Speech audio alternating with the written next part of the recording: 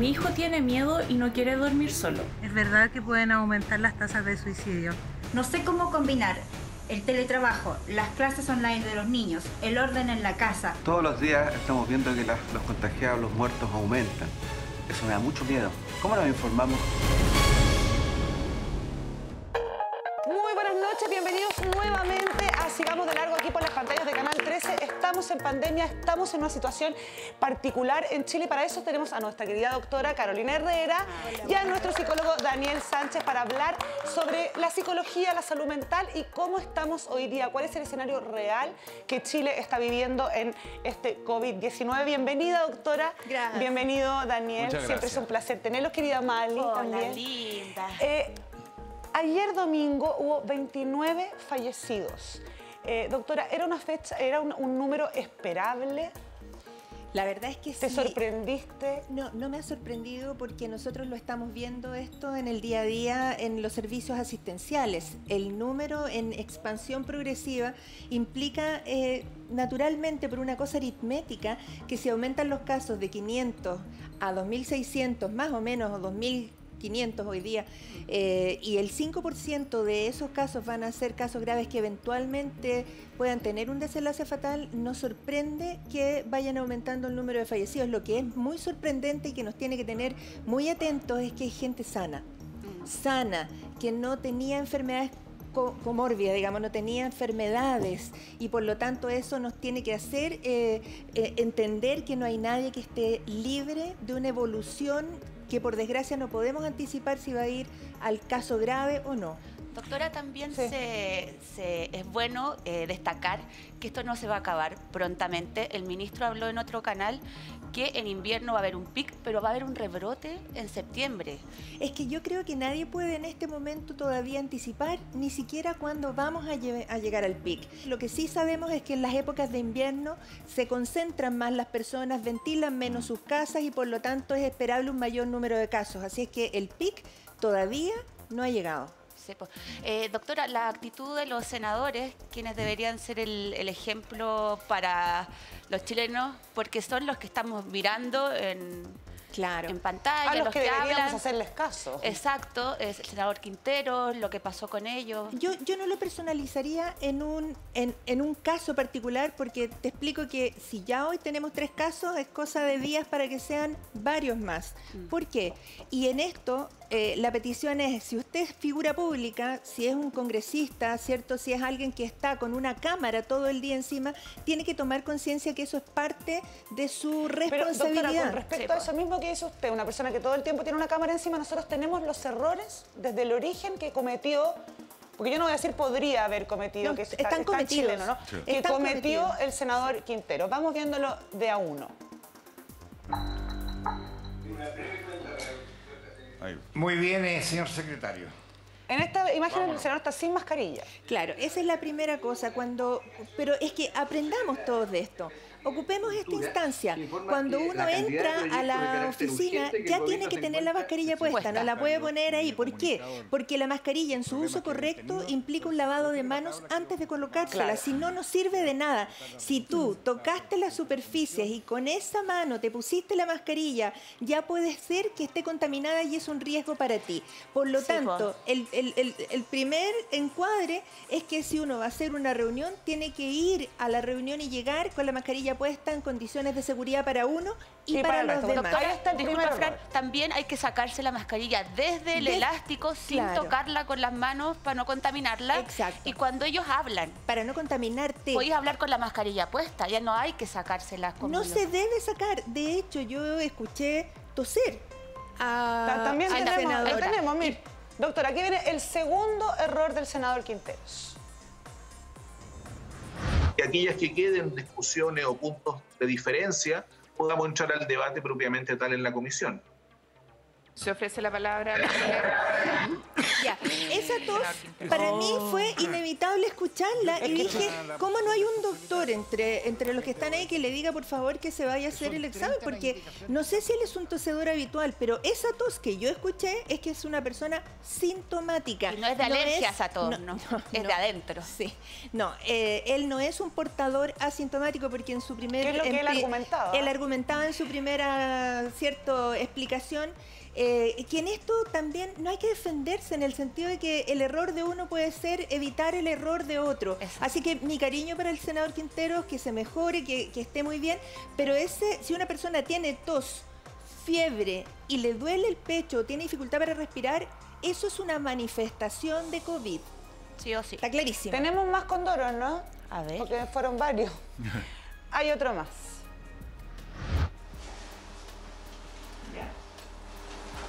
Objetos. No puede haber intercambio de objetos entre las personas. Mira. Ni abrazo, ni menos con el codo. Yo no Qué sé. bueno lo del codo. No, ¿a quién se le ocurrió esto? Fue un meme que circuló, que alguna vez alguien dijo, ya como no nos vamos a dar la mano. También ni nos se hacía damos besos. en algún momento con el pie. Bueno, y si con el pie puede ser, pero el codo, si hemos estado explicando que estornude, tosa o en el codo, en el pliegue del codo, ¿en qué cabeza cabe que alguien le va a ir a dar codazos para que salten los virus a la persona que sigue? Sí, pues. Por favor. En esas cabezas. Po. Bueno, en esa cabeza, ¿ustedes saben por qué la gente choca las copas? Para mezclar el veneno si es Para que están mezclar envenenadas. el veneno si es que está envenenada. Es exactamente lo mismo. No hay que tener contacto físico. A ver, aquí también te quiero poner un tema para más ratito, Daniela, en el sentido siguiente. Es como si las personas pensaran, estamos en un paréntesis de la vida. Claro. Es como si éramos antes, llegó el virus y después vamos en algún momento a derrotar el virus y vamos a seguir como estábamos. Olvídense, el concepto ahora es cómo vivimos esta nueva vida con el virus que no se va a ir. Yo tengo la impresión que hay un error de señales me parece que la vuelta era retorno seguro, vamos a comer empanadas, denuncia a los vecinos, Le ganamos. Le ganamos a él, la batalla ¿me entiendes? Entonces, en la medida en que aparece una figura, y estoy de acuerdo con Carolina, una figura pública, una figura que esté en una posición importante, tiene la misión obligatoria de educar en estos momentos. Yo escucho a Carolina en mucho silencio porque me parece que es una oportunidad tremenda para educar respecto de lo que pasa con el coronavirus. Yo tengo mi mascarilla acá. Yo me saqué la mascarilla recién, la Carolina también. Cada uno se saca su mascarilla recién, atendiendo a que hay ciertas prerrogativas que son las que nos van a permitir vivir. Yo estoy de acuerdo con Carolina 100%. Vivir con el virus quizás para siempre. Es que la gente es muy literal, perdóname, es muy literal en el sentido siguiente. Si tú hablas de porcentajes o de riesgos, las personas no entienden lo que es riesgo. Te lo voy a dar de la manera muy simple. De cada 100 personas que fuman, 15 van a hacer la enfermedad pulmonar obstructiva crónica. 15, el riesgo. El riesgo. Pero no sabemos cuáles son desde que empiezan a fumar hasta que llegan a la edad de desarrollo de la enfermedad. De cada 100 personas que van a tener coronavirus, 80 van a tener una enfermedad leve, tal vez no se van a dar ni cuenta, pero 5 de esas 100 van a requerir UCI. Entonces, como no sabemos cuál va a ser la severidad del cuadro que le va a dar a cada uno, es que uno llama a toda la población a protegerse.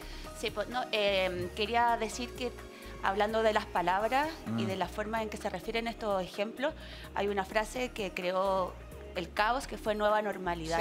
Sí, claro. Porque ¿qué tenemos entendido por normalidad antes de decir nueva normalidad? Entonces eso también llevó al lugar donde estamos. Doctora, hay 93% de camas UCI ocupadas. Nosotros ya hemos comentado que se sabía que teníamos déficit de camas críticas. Lo teníamos de antes. De 10 años antes, pero resulta que en este momento el esfuerzo que la gente ha hecho para transformar su práctica profesional hacia la medicina crítica es un salto cuántico. Ustedes no tienen una idea lo que significa para un cardiólogo que ha hecho cardiología y ecocardio, doctora, durante 20 años transformarse a esto. ¿Se necesitan para operar un ventilador mecánico? Decían que unas 5 personas de la salud. Para un... No, aquí esto, Fran, te agradezco tanto la pregunta porque resulta que un ventilador mecánico es una de las prestaciones técnicas o tecnológicas que uno le puede proporcionar a un paciente crítico. Paciente crítico que que es en 100% dependiente de todo su entorno por terceras personas. Tú entenderás, yo hago un turno, ¿cierto?, 24 horas. Cuando yo entrego ese turno, otro doctor viene 24 horas, cuando él entrega su turno y así sucesivamente. Cada unidad de cuidados intensivos tiene aproximadamente 7 residentes Pero me refiero médicos. a que no cualquier médico, ni cualquier enfermera, ni cualquier TENS puede operar un ventilador mecánico. No, y de hecho, los ventiladores mecánicos tienen un protocolo súper estrecho, quiénes son los que los manejan. Entonces no es lo mismo que aparezca una nueva técnica para los cardiólogos o una nueva técnica para el ecocardiograma, que está absolutamente en la línea de lo que tú has venido haciendo siempre, a que te digan vas a venir a hacer algo completamente distinto. Es como si a mí me mandaran a anestesiar un paciente para una cirugía. Hay que partir de cero. Capacidad de gente que maneje los ventiladores que vamos a tener, porque como dicen, pues tenemos 1000, pero tenemos 500 personas que los manejan. Aquí yo te voy a contestar algo que probablemente va a ser polémico y solo respondo por mí. Esta respuesta que yo te voy a dar es solo mía. Cuando tú le pides a alguien que haga algo y le das una educación al respecto, tu obligación como autoridad es evaluar si esas competencias fueron adquiridas. ¿Estamos? Perfecto. Cuando yo le enseñaba a mis alumnos cómo se tenía que tratar una neumonía y el alumno fallaba, yo lo reprobaba, porque ¿con qué moral doy, cierto, egreso a un alumno que cuando reciba a tu mamá con neumonía no sepa cómo tratarlo?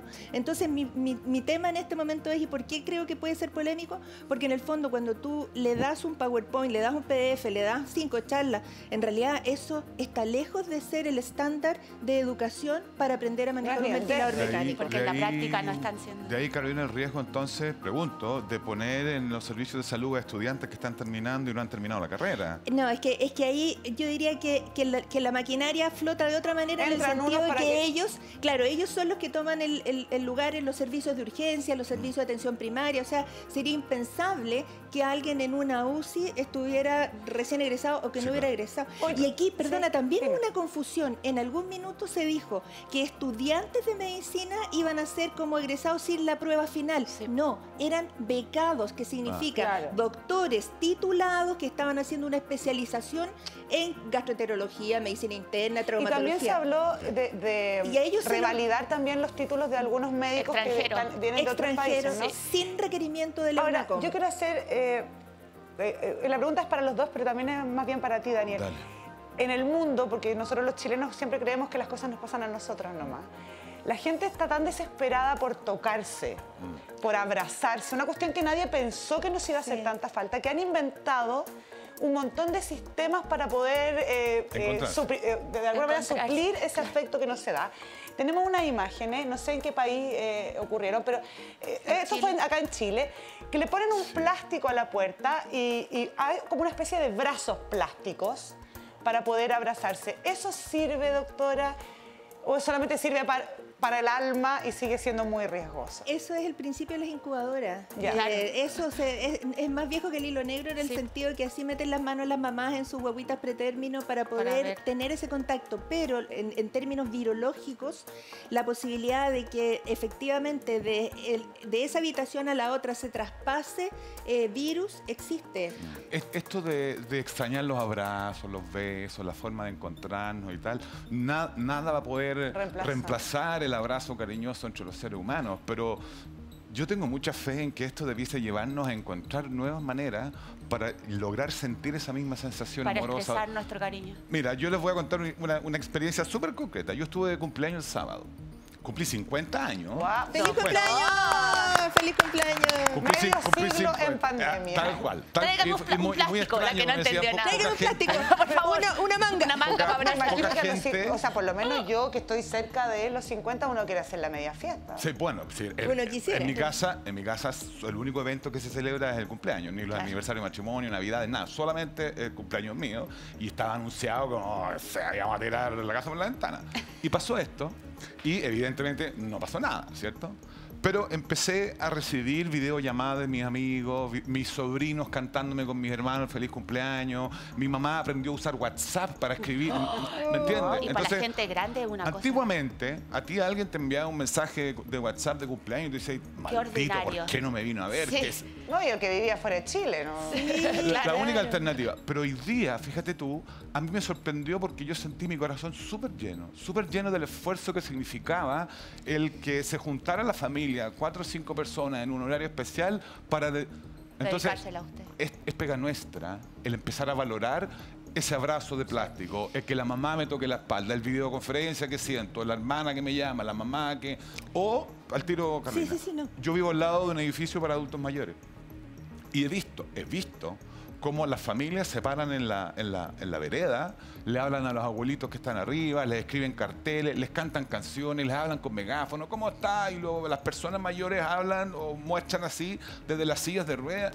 ¿Por qué no debiésemos empezar a buscar una manera que nos permita encontrar una emoción similar a la que estábamos viviendo antes? Yo creo que esa es una tremenda oportunidad. O que permanezca esa forma y esas ganas de querer acercarse a nuestros adultos mayores siempre, después de la pandemia, porque ahora también los extrañamos más que antes. Entender que tenemos que tener en este momento el impacto, sostener el impacto del coronavirus, pero entender que esto no tiene todavía fecha de término. Claro. Por eso para mí no es una batalla, porque la batalla en algún minuto va a terminar y esto todavía no lo sabemos. Entonces tenemos que ponernos todos en un modo evitar la mayor consecuencia. Y entre eso, las normas de comportamiento del tocarse, el tocarse la espalda, el tocarse el codo, que no se debe hacer, el tener contacto físico, en este tiempo no solo no es conveniente, es peligroso. Entonces, por eso en este momento nuestro llamado es: no se toque, contáctese con los ojos, haga como los japoneses, no sé, exprese su emoción y su sentimiento de alguna manera, pero sin tocarse, porque ese es el único mensaje más importante.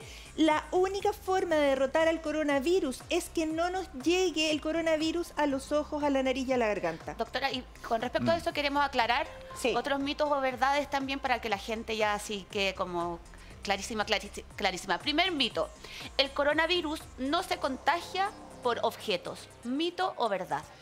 A ver, aquí la ausencia de evidencia no es evidencia de ausencia. ¿Qué significa eso? Que, claro, doctora, me perdí. No, ¿por qué?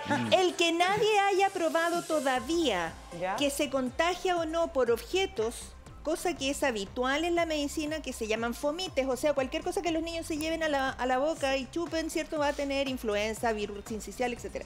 Si aún no se ha probado que se transmite a través de objetos, no significa que eso no ocurra. Entonces aquí yo llamo a la inteligencia de los chilenos a entender que algo que no se haya probado no es que no sea peligroso o que sea inofensivo, es que aún no se ha probado que eso ocurra. O sea, por ejemplo, con los delivery.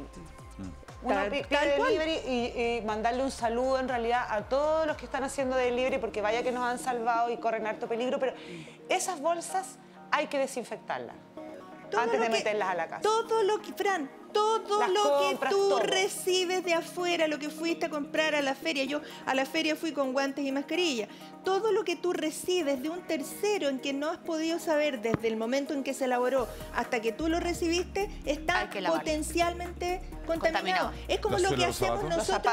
Claro, es como lo que hacemos nosotros en los hospitales. Nosotros no pensamos que haya alguien contaminado con hepatitis B o con otros virus. Todo el mundo es sospechoso. Exactamente. ¿Entiendes? Ahora todos somos sospechosos. Mito número 2. Aquí yo me perdí. A ver, vamos mal. El tabaco es bueno para el coronavirus. ¿Mito o verdad? ¿Voy a seguir fumando o dejo de fumar? A ver, no sé para qué me invitan si saben cómo me pongo con ese tema. Yo que soy fumadora me voy a poner del bando suyo. Ok. De hecho, tengo que hacer la aclaración. En una publicación de un diario nacional hace 2 semanas atrás, apareció una información errónea y peligrosa diciendo que había aparecido información clínica, médica, de ciencia respecto a que la nicotina, no el tabaco, la nicotina era protectora contra el coronavirus. Esto no es así. Eso fue una lectura de un abogado tratando de explicar cosas médicas. Agreguemos no que es un abogado que es lobista de las tabacaleras. Porque sabe que le digo yo, que usted sabe que yo soy fumadora empederniда. A mí me indignó leer esa columna. Porque me indignó. A ver, el lenguaje crea mundos. Y cuando tú en un titular en Chile pones "el tabaco es bueno para el coronavirus", por favor que alguien me diga en qué colabora eso al gobierno, a su gobierno. ¿En qué colabora eso a la salud de la población? Yo me puse tan enojada Yo que también. estaba de turno con... Es el video menos glamoroso que yo tengo, porque no tengo una gota de pintura, estoy muy cansada, pero en Indignada. el fondo lo que decía era, si alguien va a leer literatura médica, por favor que sepa lo que está leyendo. Y lo que él leyó, que eran 3 artículos, uno francés, uno chino y una especulación fisiopatológica que no sé de dónde salió, de esos 2 artículos, ninguno era posible hacer ninguna conclusión. No, porque pongamos, doctora, el ejemplo de que se encontrara dentro de un cigarro la nicotina, solamente Está como de elemento. hecho. Me imagino que la medicina sabrá extraer la nicotina Claro, para para tomarse que una no- pastilla. No es que decirle a la gente, cómprate una cajetilla de cigarro. Evidentemente. Eso es lo que a mí me indignó. Claro, porque la nicotina es uno de los componentes Exacto. que es el que da la adicción al tabaco. Pero el tabaco mata 50 personas al día en este país. O sea, si hoy día estamos angustiados por 30 por el coronavirus, hace décadas que venimos Sí, la mañana sufriendo ya sabía. esa mortalidad. A ver. Pero O sea, qué bueno que quedó el tema Clarísimo. boteando en el Para aire, poder porque en el contestar, fondo claro. poder Me pare- contestar. Y el A mí tabaco me parece tan imbécil que- eso como decir que tomemos desinfectante para liberarnos del Bueno, es coronavirus. que ¿sabe que yo ese día me pregunté a mí misma? Yo en general me pregunto hartas cosas, sobre todo ahora en pandemia, porque no tengo con quién hablar. Dije, ¿a cuánto estamos? ¿Qué tan distinto es el cigarro hace bien para el coronavirus a échense, Desinfectante. tomen desinfectante? Nada, pues. Nada, es exactamente lo mismo. Exacto, es como si dijera coma veneno para ratones. Claro. Sí, ¿Me entiendes? Pero ¿Cómo es que hay voy que a tener en decir consideración eso? que hay gente que lo hace. Sí, claro. Sí, Bueno, po. en Estados Unidos, el día que el presidente Trump dijo en forma irónica, esto se resuelve con una inyección Murieron. de desinfectante, llegaron 100 personas en 18 horas a los servicios de urgencia, Que habían hecho lo que el presidente intoxicadas les había gravemente. Sí, po. Y cuando dijo también que había que usar hidroxicloroquina, la gente leyó cloro en las pastillas de la piscina y murieron. Ay, Dios Gente. mío, por eso el cuidado tiene que ser súper grande. Como decir, también vayan a tomarse un cafecito un Yo ratito. estaba no pensando importa. lo mismo, Puede ser estaba lo pensando mismo. lo Mito número 3. La vitamina C previene el contagio de coronavirus. ¿Mito o verdad? Yo tomaba 2000 al día. Yo me echo una ampolla en la miligramos. cara, no sé O si sea, servirá sigan de algo. tomándola porque las vitaminas como cofactores son todas buenas, no solo para el coronavirus, evitan la influenza, evitan el resfrío común. Y porque ya. el cuerpo Son- uno lo tiene mejor preparado para cualquier Exactamente, enfermedad. exactamente. Entonces, la vitamina D ya existe incluso literatura que dice que refuerza las defensas contra el coronavirus. Entonces, vitaminas, cofactores, Doctora, la vitamina alimentación D normal. tiene que ver con la Tiene que luz ver con la solar, luz ¿no? y tiene que ver con lo que uno come también. La vitamina D está en el salmón, en el jurel, Perfecto, en, pero en si el una persona zapallo. común y corriente ve un día como el de hoy, que está como despejadito, ¿está bien tomar un poquito de sol, 15 ponerse a la luz minutos, natural? 15 minutos al día es lo que permite, sobre todo las personas de fototipo más claro, digamos, permite activar la vitamina D en su organismo. Y Así es pregunta que es ignorante, con absolutamente. bloqueador siempre Sí, igual. po. O Lo que pasa, a cuero claro, pelado. lo que pasa es que tú necesitas un poquito de luz ultravioleta para activar la vitamina D. Ahora, 15 minutos no te van a quemar, sobre todo en mayo o en julio, Claro. pero necesitas poner a los viejitos un ratito O a las ahí guagüitas. y a la ventana, claro, necesitan ese sol. Ya, perfecto. Doctora, mito número 4. Una persona que ya tuvo coronavirus se vuelve inmune al coronavirus. ¿Mito o verdad? Nosotros, como seres absolutamente entregados al universo, respiramos, tocamos, comemos y todo el día, todos los días estamos en contacto con virus, con células cancerosas, todos los días. Pero tenemos un sistema que lo que va haciendo es reconociendo ciertas proteínas en la superficie del virus y se generan anticuerpos. Algo que tu organismo está haciendo que te defiende de la próxima vez que tienes contacto con la influenza, el rinovirus, etc. Con el coronavirus no tenía por qué ser distinto. Las personas hacen sus anticuerpos que se llaman inmunoglobulina G, inmunoglobulina M y se van formando estos anticuerpos de tal manera que cuando ya llega el 60% de toda la humanidad a tener estas defensas activas, la circulación violenta del virus decae. Y en tanto la circulación violenta decae, ya no entramos en colapso de los hospitales y podemos volver ahí a generar una nueva normalidad. Entonces, ¿qué pasa con las personas que tienen, por ejemplo, quimioterapia, virus VIH, los niños que tienen otras inmunodepresiones, los diabéticos, los hipertensos, la gente que usa corticoides, la gente que tiene enfermedades, ¿cierto?, crónicas? Ellos no tienen una inmunidad y de hecho cualquiera que como nosotros ya tiene un poquito más de 50, también decae en la eficiencia de formar esos anticuerpos. Por lo tanto, cuando tú dices, yo me expongo al coronavirus, no es lo mismo si tengo 18, que voy a hacer una inmunidad potente, a si tengo 93, en que probablemente no voy a hacer ni siquiera anticuerpos. Y es más, estamos aterrados los médicos, porque resulta que a la semana de evolucionar el coronavirus, hay personas que se deterioran en cosa de horas, a la semana de tener el diagnóstico. Entonces tú dices, pero ¿qué es lo que pasa en ese momento? Y eso aún no lo conocemos. Por eso es que estamos permanentemente chequeando que la gente esté aislada para que no transfiera más este virus, pero además para tenerlos bajo control y saber qué pasa con ellos en cada uno de esos días. Claro. Solo para complementar la pregunta que me hiciste tú, ya existe en la literatura médica la documentación de que hay al menos una persona que se contagió con 2 cepas del mismo coronavirus. O sea, acuérdense, los virus tienen es una familia, pero pueden tener de la cepas. A1, sí, ¿te acuerdas? Sí, de la influenza son 100. Entonces podemos estar toda la vida vacunándonos y nunca es la misma cepa. Daniel, hay un tema físico, orgánico, de lo que hace el coronavirus. Sí. Hay un tema de salud mental, social, cultural, que está también matando a la gente y está poniendo en caso crítico a la sociedad. Sí. Saludablemente es el nuevo eslogan de la parte de salud del gobierno, de salud mental. Sí. ¿Qué opinas de la forma en que van a enfocar la ayuda? ¿Qué opinas de todo este concepto? A mí, bueno, el presidente lo anunció anoche. Ayer. En extenso, y me parece que es un buen intento y es un buen comienzo para que empecemos a hablar de estas cuestiones que tienen que ver con la salud mental.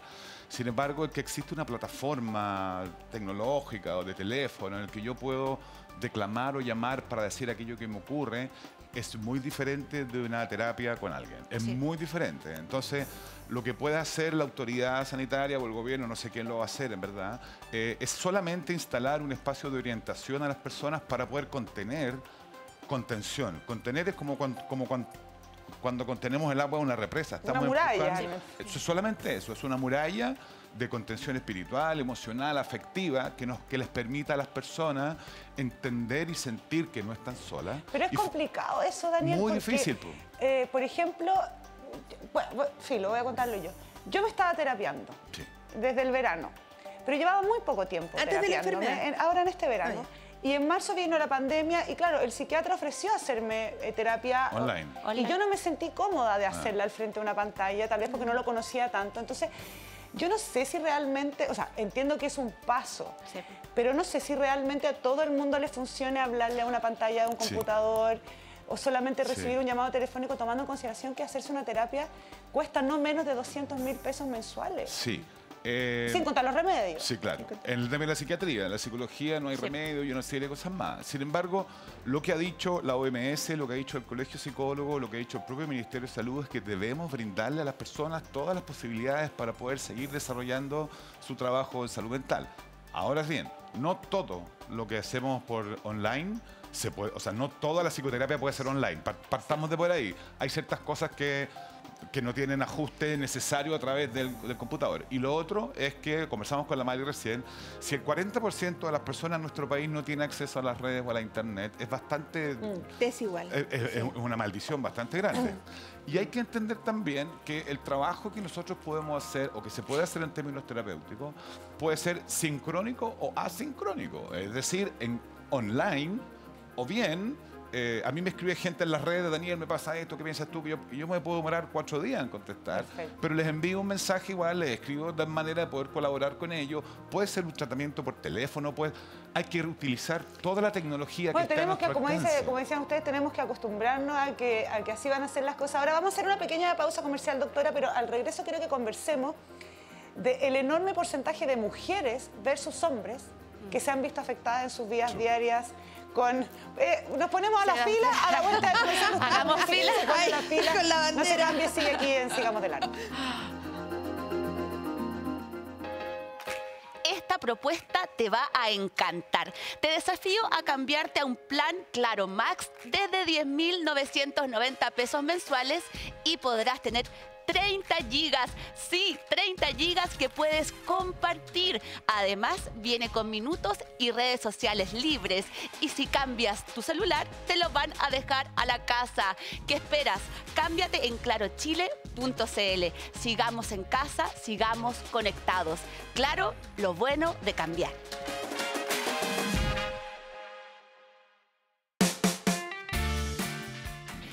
La frase típica de mi mamá. Sí, porque mi mamá es la más avispada. Envía mamá al 5556, descubre qué tipo de mamá es la tuya y participa por 1 millón para ella. Ya lo sabes, envía mamá al 5556, participa aquí en el 3.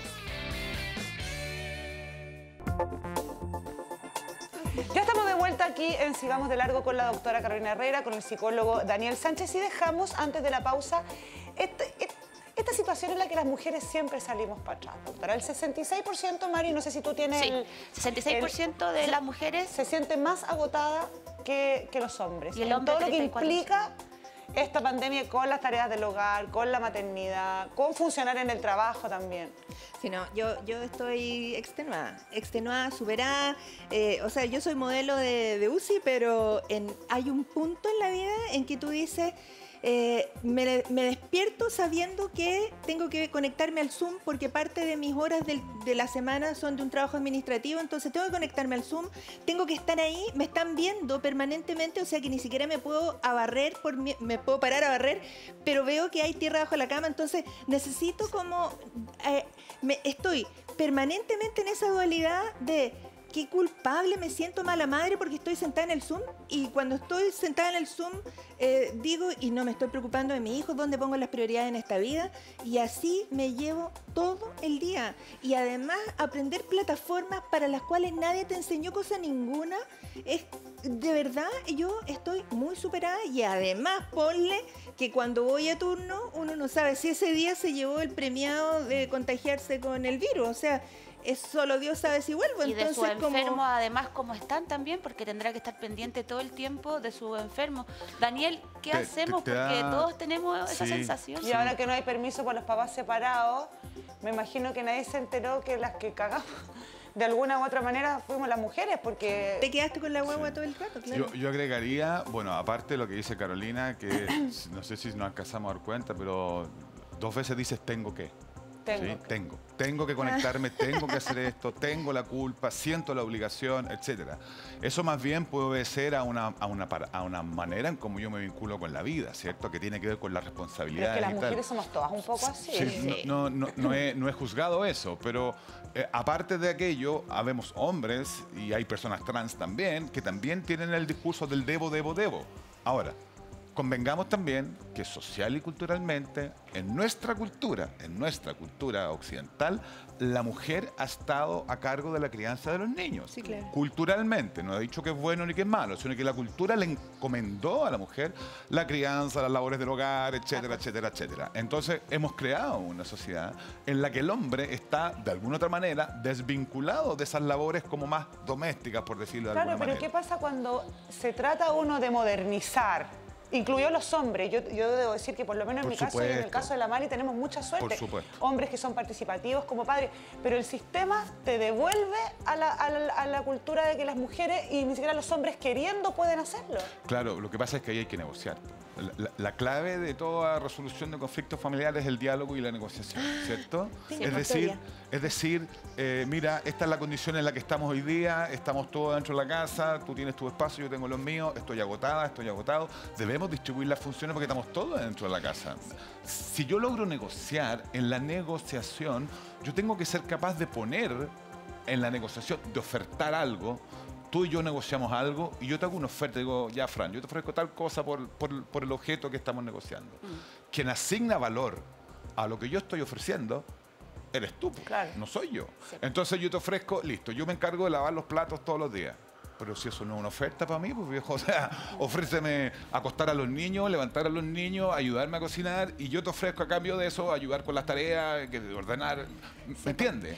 El diálogo y la negociación dentro de los aspectos familiares es importante. Sí, pero yo voy a que, por ejemplo, en este caso particular, uno puede haber tenido un acuerdo desde siempre con el papá de los niños, Y sin embargo, hoy día la ley no te permite ni siquiera eso. Es decir, yo tengo que venir a trabajar, por ejemplo, y los horarios no me concuerdan con el papá de mi hijo, y entonces hacemos posta. Sí. ¿Ya? Yo estoy en la mañana preocupada de las tareas, pero en la tarde, y ahora ni siquiera eso, o si nos para un carabinero, ¿qué hago, señor? ¿Dónde lo dejo al niño? Y recuerda que además, si tienes que tomar alguna decisión financiera importante, el hombre es el administrador de la sociedad conyugal por ley. Bueno, en el caso mío no hay sociedad conyugal, al menos tenemos esa suerte. Daniel, doctora Carolina Fran, tenemos otra invitada a esta conversación. Exactamente, está Maribel Corcuera con nosotros desde su casa en esta oportunidad. Hola Maribel, ¿cómo estás? Hola. Ella es psicóloga infantil, así que de todo punto de vista es importante que esté en esta conversación.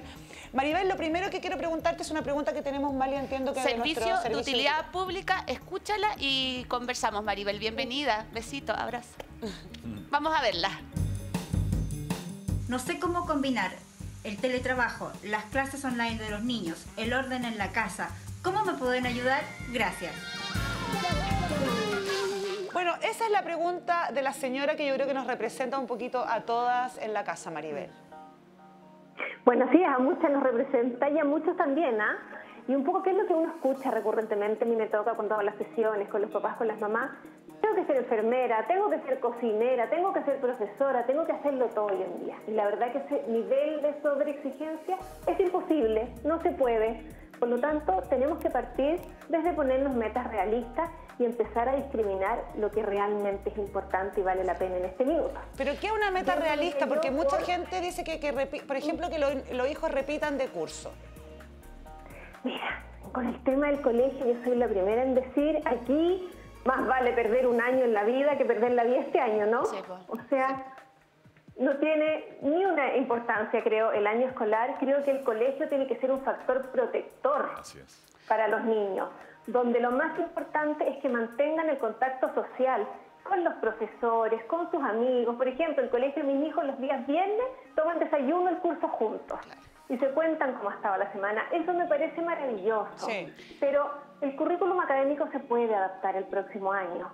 La cantidad de mamás y de papás que están sufriendo por la cantidad de guías que les mandan, o incluso me sorprende tanto la cantidad de horas que algunos niños tienen que estar frente a una pantalla por clases online, cuando se sabe que el efecto en el cerebro de tantas horas en la pantalla no es bueno. Maribel. Por lo tanto, los papás también tenemos el derecho de decirle a los colegios, ¿sabes qué? Mi hijo, esto es lo que va a hacer y esto es lo que no. Por la salud mental de los niños también, porque también están estresados, están algunos deprimidos, no entienden o entienden mucho negativamente de lo que está pasando. ¿Qué es lo que tengo y no tengo que hacer? ¿Qué es lo que debo y no debo? Porque, por ejemplo, yo tengo un hijo de 2 años, 6, tengo que jugar todo el día con él. ¿Qué hago con mis emociones? Cuando en verdad también estoy cansada, también tengo miedo, ¿qué es lo que tengo y qué no? ¿Qué hacer? Mira, aquí nos tenemos que cuidar todos. Sabemos que para que los niños estén bien, las mamás y los papás tenemos que estar bien. Si hay más de un adulto en la casa, lo primero que tenemos que hacer es ponernos de acuerdo y coordinarnos cómo nos vamos a relacionar y qué tareas va a hacer cada uno. Y dentro de esas labores, porque aquí improvisar no es muy bueno. Creo que es mejor tener ciertos calendarios de esta semana yo me encargo del aseo, esta semana me encargo de entretener al niño de tal a tal hora, si es que es necesario, pero dentro de esos tiempos es vital que también tengamos tiempos de descanso, de ocio individuales. Y que nos dejemos viendo tele un rato. Con una amiga, por Zoom, o si queremos ver una película tranquila, creo que es vital que esos tiempos estén dentro de lo cotidiano antes de estar pensando si está impecablemente trapeado el piso. ¿Puedo agregar algo? Yo creo que no hay nadie sabe más qué le sucede a un niño o una niña que los propios papás y mamás, ¿sí? Por tanto, las decisiones que se toman en la casa respecto al qué hacer y qué no hacer, cómo luchar contra estos debes que hablábamos recién, están súper inspirados en cómo soy yo como papá y mamá y conozco al 100% a mi hijo o a mi hija. Yo quisiera agregar que el año escolar puede perderse o puede suspenderse, que es diferente. Y si suspendemos el año escolar, lo que le debe pasar a tu hijo es Pero eso es lo que tienen que hacer los colegios. Sí, el ministerio tiene que ponerse las pilas de una vez por todas y entender, Maribel, 100% de acuerdo contigo también, hay que hacer una reforma curricular seria en nuestro... Sí, porque... Si vamos a demostrar que podemos acortarlo, es porque algo está sobrando. Exceso de contenido. Exacto. La cantidad de horas que hoy pasan los niños en el colegio, yo creo que muchos papás, bueno, yo siempre lo he dicho, siempre me ha parecido una locura la cantidad de horas que están en el colegio y de años. que están en el colegio. Fíjate que la estadística nos dice... Creo que muchos hoy día le están perdiendo el miedo al homeschool y están viendo que es bueno estar en la casa, a los niños les hace bien y también es el momento, si tanto queremos que los niños aprendan, es el tiempo para aprender las cosas que no se pueden. Aprender a llevar una casa, aprender a tener ese nivel de autonomía y de responsabilidad, de hacerme cargo de mis propias cosas. Ahí deberíamos estar enfocados en trabajar. Tenemos más preguntas, dame un segundo, porque la gente en la calle ocupa esta plataforma también para consultar a especialistas como la doctora, como tú, por supuesto, y como Maribel. Esta es la siguiente pregunta de nuestro servicio de utilidad pública. Mi hijo tiene miedo y no quiere dormir solo. ¿Lo dejamos dormir con nosotros? Y si es así, ¿por cuánto tiempo? Buena pregunta. Si tiene 25 años. Eso está pasando mucho. Hay que tener muy claro que en este periodo, y a medida que pasen los meses más va a ocurrir, vamos a ver a los niños más irritables, más sensibles, más demandantes, más dependientes y también con conductas regresivas que tiene que ver con esto de dormía solito, ahora quiere dormir con los papás. O los comía solo, ahora quiero que me den de comer. Primero, jamás retarlos por eso, sino que todo lo contrario, acogerlos. Hoy día necesitan cariño, abrazo de la mamá, del papá, si se lo pueden dar, contención. Tienen que pensar que todos, finalmente, estamos como en modo sobrevivencia. Estamos viviendo algo que no tenemos idea cómo se vive, que nunca nos imaginamos. El sentir que es un peligro salir a la calle es algo que cerebral y emocionalmente hace que el cuerpo reaccione. Maribel, la niña que te hacía la pregunta... y regalonearlos. La niña que te hacía la pregunta te preguntaba si dejarlo dormir con ellos y por cuánto tiempo. ¿Hay un tiempo determinado o uno lo va viendo sobre la marcha? No va a pasar, nunca va a pasar algo malo si es que los niños van a dormir con sus papás. Hasta que el tiempo que el niño lo necesite. Así de claro. Imagínense ustedes que nosotros no tenemos claro qué es nuestra realidad en este momento, a qué nos enfrentamos con el coronavirus. Probablemente para los niños esto es como el apocalipsis zombie. Es algo que está fuera de... Claro, es algo tan mega gigante y desconocido que realmente uno tiene que ser cuidadoso con sus palabras en las noticias, en los titulares, en todo hablamos aquello del que bicho, te deje, hablamos de no salir de tu casa, la batalla. Hay que exacto. tener mucho cuidado con el lenguaje y de verdad ponerlo desde la perspectiva no de uno, sino que cómo lo ve un niñito chico. ¿Y qué pasa, Daniel, con el insomnio de los adultos? Porque harta gente que dormía súper y la enuresis le cuesta quedarse dormida o se despierta en la mitad de la noche. Claro, lo que pasa es que son manifestaciones de la incertidumbre y la necesidad de control que tenemos ante una situación que nadie sabe dónde va a parar ni nadie sabe cómo va a terminar. Se manifiesta en nosotros, los seres humanos, a través de distintas cosas. Se me cae el pelo, ando irritable, sarpullidos en la piel, me quito el sueño, me hago pipí en la noche, etcétera, etcétera, etcétera. En ese sentido, es súper interesante lo mismo que pasa con los niños. Ante periodos de incertidumbre, lo que hay que darle a las personas es certeza. Y a los niños y a los jóvenes, la certeza hay que dárselas con amor, con cariño y con afecto. A los adultos hay que entenderlo, porque no solamente tiene que ver con la infección del coronavirus, hay temas que tienen que ver con el empleo, hay temas que tienen que ver con la pobreza. Eso queríamos... Y eso, con la inseguridad. Con la inseguridad laboral. Y eso deriva, cuando no puedo expresarlo, en una serie de manifestaciones que ocurren, por ejemplo, con insomnio. A mí me parece que hay que buscar ejercicios de meditación consciente, que es súper útil hacer, que están en internet de respiración. Sí, en YouTube también hay yoga, hay clases de respiración para uno bajar. También hay gente que nunca tuvo problemas de salud mental y ahora lo está teniendo como el insomnio y las crisis de pánico, que son las cosas más acabas espantosas. de poner un que tiene que ver con la cosa laboral. Sí, claro. Con esto de no saber. Bueno, hay gente que ya directamente se quedó sin trabajo. Y sin un comida. gran porcentaje están ahí que no saben. Yo me imagino que eso, como dices tú, termina en insomnio, en dolores de guata, en dolores de cuerpo. Sí, preocupaciones muchas. Si se pudiera hablar de un porcentaje, ¿cuánto crece? El año pasado teníamos 1 millón de personas en situación de depresión o estrés. 1 millón. El año pasado o antepasado. Todo lo que está en Hoy día yo, por lo menos, no sé cuánta estadística, pero por cada persona que haya perdido el empleo, piensa tú que multiplícalo por todo el grupo familiar. Sí, Sí, pues, ahora, vamos a llegar al 10%. pero tiene de ese solución, si eso es lo interesante, porque yo conversaba la otra vez con alguien y le decía, la clave ahora es empezar a entrenar nuestro pensamiento divergente, empezar a crear alternativas, empezar a pensar con creatividad, cómo voy a prepararme para una posible situación dura en términos económicos y familiares. No basta, la empleabilidad no está en el mercado, po. Sí, no está en el mercado cuando yo llego con un currículum. No es él el mercado el que me da trabajo, soy yo el que tengo la habilidad de empleabilidad. Por lo tanto, debo buscar dentro de mí algo tan simple. ¿Para qué somos buenos? ¿Cuál es mi pasatiempo? Mi pasatiempo es pintar. Bueno, entonces puedo trabajar pintando casas. O cocinar, como harta gente está haciendo sus propias. Lo que pasó con las mascarillas, lo que pasó con las comidas a domicilio. En el fondo es una situación... Nadie, exactamente. Y para reinventarme, no tengo que reinventarme en lo que hacen todos. No, tengo que buscar dentro de mí. ¿Para qué soy realmente bueno? ¿Qué quería decir usted, doctora, que estaba...? Sí, ¿sabes lo que tenemos que transmitirle a las personas? Que este es el minuto de pensar en el hoy. Hoy, porque yo no sé para cuántos no va a haber ese mañana. Y eso es lo que nosotros como personas que transmitimos una información tenemos que focalizarnos. Como no tenemos la certeza, la certidumbre de a cuántos de esas 100 personas van a ser los 15 que fuman que les va a dar un EPOC, no sabemos a cuántos de estas 100 personas que van a tener el coronavirus les va a dar suave o leve. Tenemos que transmitirle a las personas que su más importante misión en este día y este año 2020 es cuidarse. Lo que venga después se arregla la carga. Es sobrevivir. Es sobrevivir hoy. Mira, hoy mi casa tiene toda la ropa lavada sin planchar, porque yo lo hago cuando puedo. Los perros echan pelo, no importa.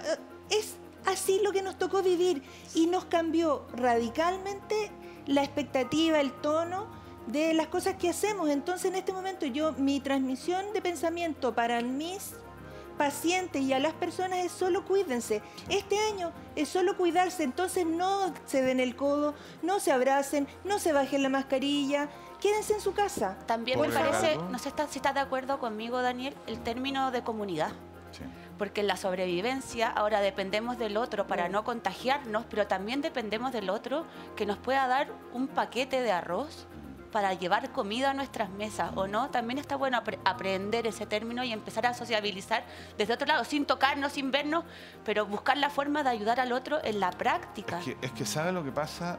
Yo tengo la impresión que esta situación, yo tengo fe en lo que va a pasar, fíjate. Yo creo que vamos a transformarnos en una sociedad que va a valorar otras cosas diferentes. Y lo que debiésemos valorar a partir de hoy día es lo que está diciendo Carolina. Efectivamente, yo me cuido no para no contagiarme. Yo me cuido para no contagiarte a ti, porque no quiero ser responsable de que a ti te pueda ocurrir algo. Tengo que cambiar. Lo que dice la Mali igual, porque nunca habíamos sido tan dependientes de un vecino. Pero, por ejemplo, pero cuando tú te subes a un submarino tan importante como el capitán, es el que cierra la escotilla. Entonces, en este momento tan importante como el doctor de la UCI o el investigador que descubra la vacuna, es que el caballero del almacén de la esquina haga que se cumpla la distancia entre personas, que no se contaminen los alimentos y uno quedarse en la casa. Bueno, en este programa abrimos las pantallas para que todos puedan preguntar y tenemos también desde la opinión pública una pregunta para ustedes. A la vuelta de la pausa comercial la vamos a responder, pero la vamos a dejar planteada para que la gente en su casa también pueda saber. Quería saber si en estos tiempos de tanta incertidumbre es verdad que pueden aumentar las tasas de suicidio. Eso me tiene un poco preocupada.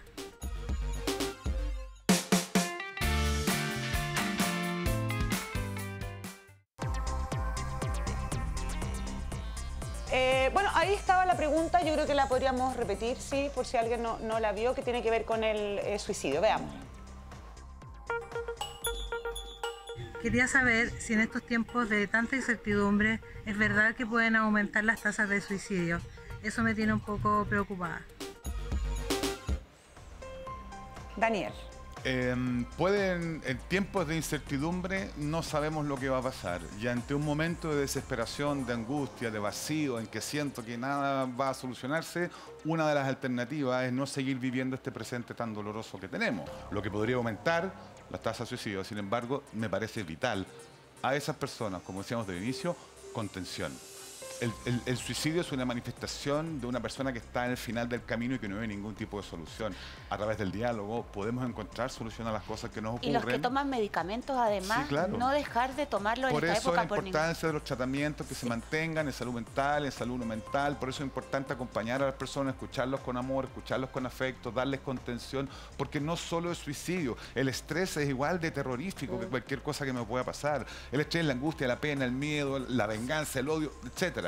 En ese sentido, me parece que una transformación importante es mirar con mucha más humildad a las personas y entender que tras una persona hay una historia en la que yo puedo ser útil y a la historia a la que yo puedo humanamente brindar mi esperanza. La empatía de la que tanto se habló. Sí. Maribel, tú tienes unos ejercicios, porque también el deporte, el movilizar el cuerpo nos puede ayudar a la mente. Sobre todo los niños. Sobre todo los niños. ¿Tú tienes ejercicios para los niños, para que los papás hagan en la casa?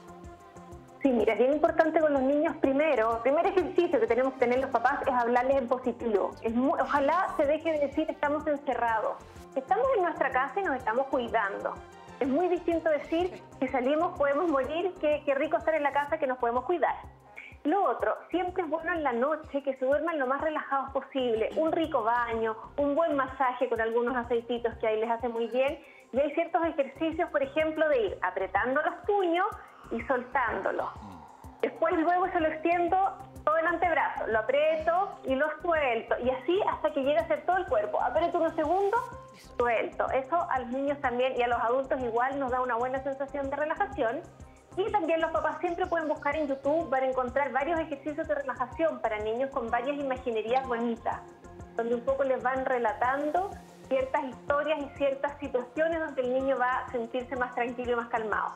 Porque, insisto, este es el año de salvar la salud mental de los niños y no de salvar el año escolar. Sí, muy de acuerdo. Así es. Bueno, ha sido muy interesante la conversación con los tres, por supuesto, cada uno desde su área, siempre un aporte para nosotros y a través de nosotros para toda la gente en su casa. Así que, Maribel, muchas gracias, doctora Carolina, Daniel. Me imagino que, dadas las circunstancias, nos volveremos a ver muy pronto. A ustedes, muchas gracias en sus casas. Puede que el virus no mute a buena persona, pero nosotros tenemos la posibilidad de sí hacerlo y convertirnos en mejores personas a partir de esto. Besos para todos. Feliz cumpleaños, Evita, te quiero mucho. Nos vemos en el próximo capítulo de Sigamos de Largo por las pantallas de Canal 13, por supuesto. Muchas gracias. Arigato. Arigato.